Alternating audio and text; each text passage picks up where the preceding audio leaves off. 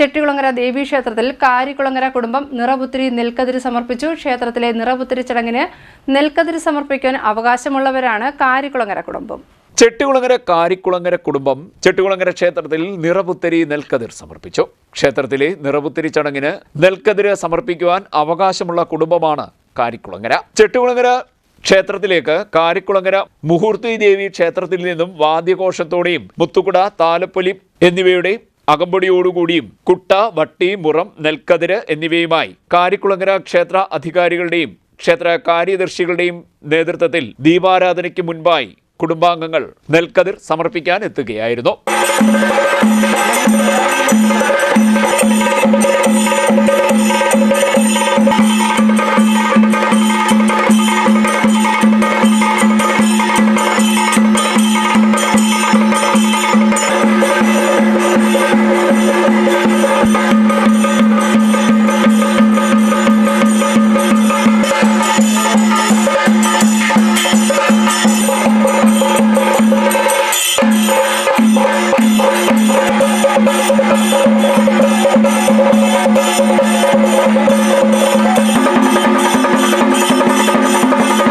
കായംകുളം രാജാവിന്റെ ഭരണകാലത്ത് ചെട്ടികുളങ്ങര ദേവീക്ഷേത്രം നിർമ്മിച്ചപ്പോൾ പൂഴി തൊടാത്ത നെൽക്കതിര് സമർപ്പിച്ചത് കാരിക്കുളങ്ങര പറയ കുടുംബമായിരുന്നു. ഇതിനാൽ ചെട്ടികുളങ്ങര ക്ഷേത്രത്തിലേക്കുള്ള നിറപുത്തിരിക്കുള്ള നെൽക്കതിര് സമർപ്പിക്കാനുള്ള അവകാശം കാരിക്കുളങ്ങര കുടുംബത്തിന് രാജാവ് കൽപ്പിച്ച് നൽകിയതാണെന്നാണ് ചരിത്രം. കാരിക്കുളങ്ങര കുടുംബാംഗങ്ങളായ ദാക്ഷായണി, അരുൺ, ശ്രീകാന്ത്, പ്രദീപ്, കരുണാകരൻ, അമ്മിണി, സുജാത തുടങ്ങിയവർ ചടങ്ങിൽ പങ്കെടുത്തു. കവിയും സാഹിത്യകാരനും വാഗ്മിയുമായ ഹരിദാസ് പല്ലാരിമംഗലം വിശിഷ്ട അതിഥിയായി പങ്കെടുത്തു.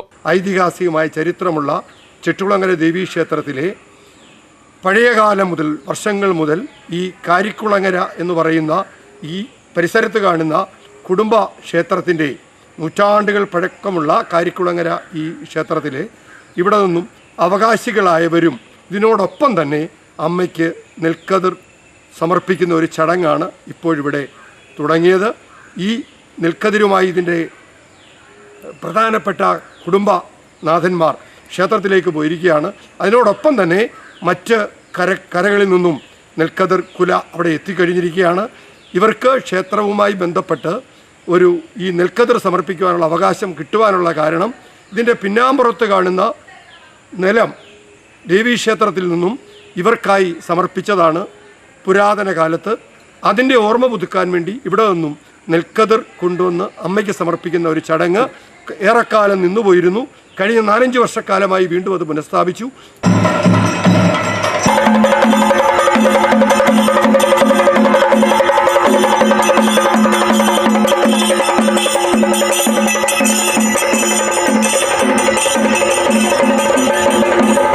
ഇദ്ദേഹത്തെ ചടങ്ങിൽ ആദരിക്കുകയും ചെയ്തു.